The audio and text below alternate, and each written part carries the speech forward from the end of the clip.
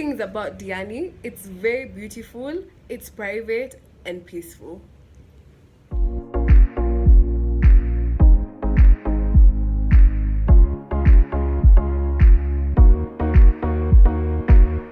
Hey guys, welcome to my channel. My name is Sharon and this is Travel with Shami.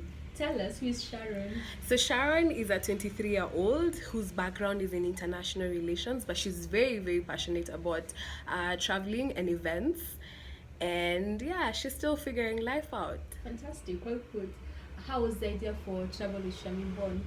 So growing up, I always did church camps, but then the time I actually did a proper trip was when I organized a trip to Mtwapa in Coast for my friends, and everyone ended up spending 4,000 bob only. Imagine a whole weekend in Mombasa for just 4,000 bob. Just wow.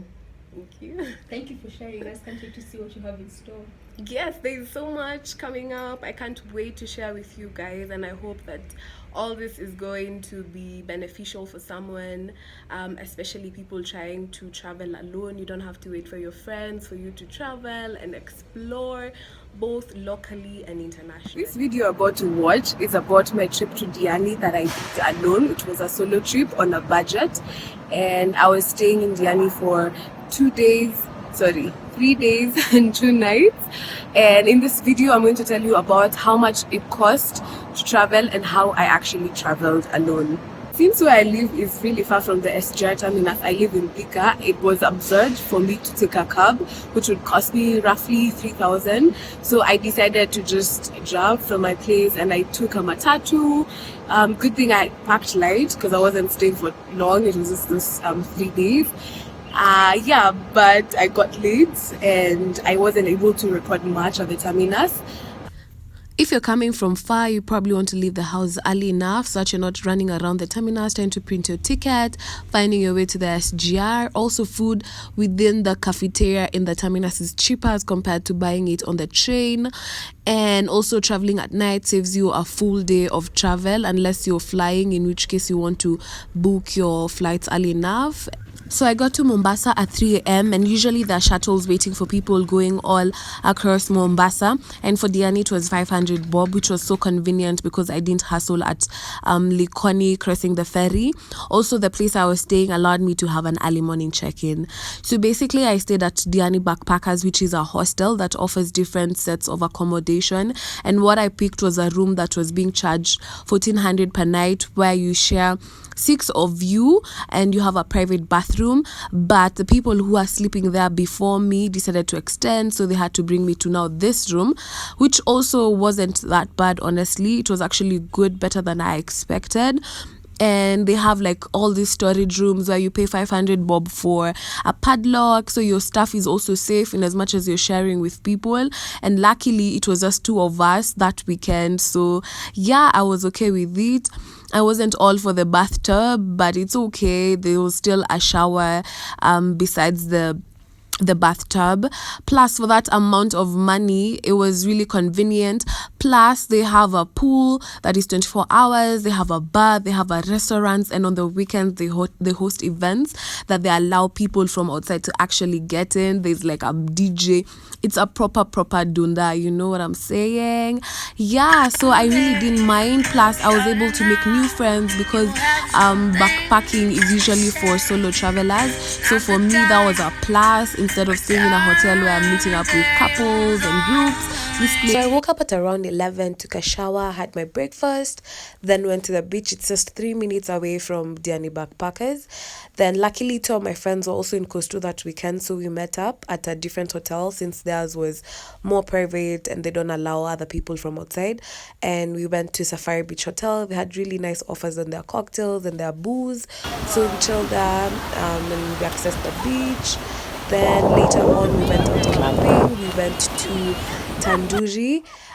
Technically we tried out all the clubs, Shakatak, Manyatta, but ended up staying at Tandouri because it had a more mature crowd. And then left for our hotel at around, I think it was like 3 a.m.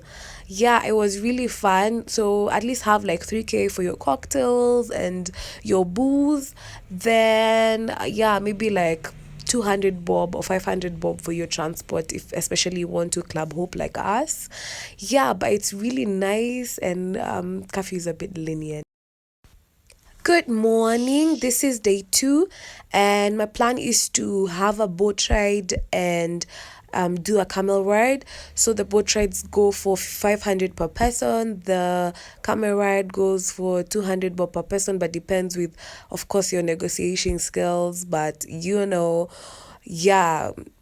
Kazana mpaka at least you get the best prices.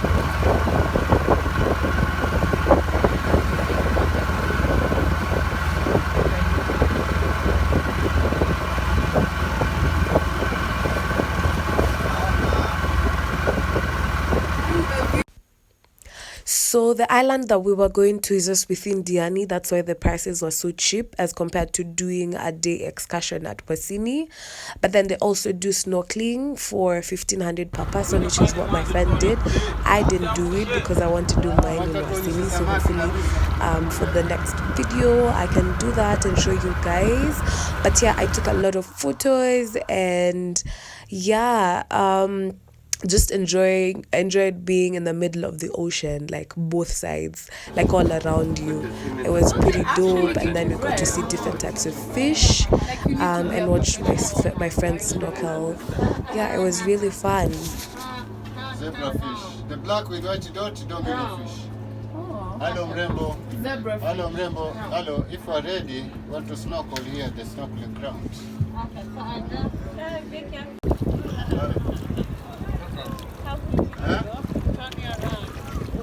So I didn't get to stay in Diani all the way to Sunday as I had planned, because my friend came to Nyali and I decided to go and link up with her.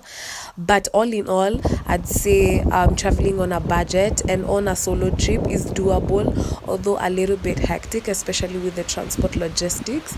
Also, you've noticed I've not documented anything on the local cuisines, because I actually never tried to like have the local meals, because I just kept on eating in my hotel, and I was just doing the kawaida, mbazi, chapati, fries, kuku. So I didn't like really get to try local food, also because it was a bit expensive, and I decided to just like eat from my hotel since it was cheaper. Then also when I was going, I had to use a motorbike early in the morning, and it was cold. And then also when I was going back, I almost got left by the train. I got like 5 minutes before the train left, and then I spent 1,500 on a cab. It was really hectic for me. So unless you're ready to do that, I would recommend doing an all-inclusive plan with maybe Bonfire or another company, where you get to have an all-inclusive plan.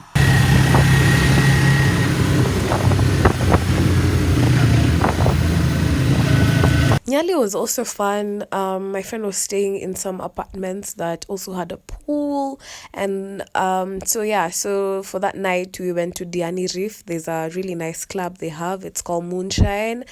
Then the next morning we just hung out together with my friend, took a lot of photos, enjoyed the pool, then went for lunch, and then I headed up to the SGR terminus to come back to Nairobi. Yeah, it was such a short and sweet weekend for me. I just wish I didn't have to go back to work. Then I could have stayed maybe like a day longer. But honestly, it was worth it. It was worth the me traveling alone, having an experience for myself, and also getting to hang out with my friend. Piano, piano, piano, piano. Hey guys. Hi. I'm with my friend Raytheon. So today is the last day. We're just going to the beach for a few hours. Then I'll be heading back to Nairobi. With the afternoon lecture. Anyway, yeah. Woo!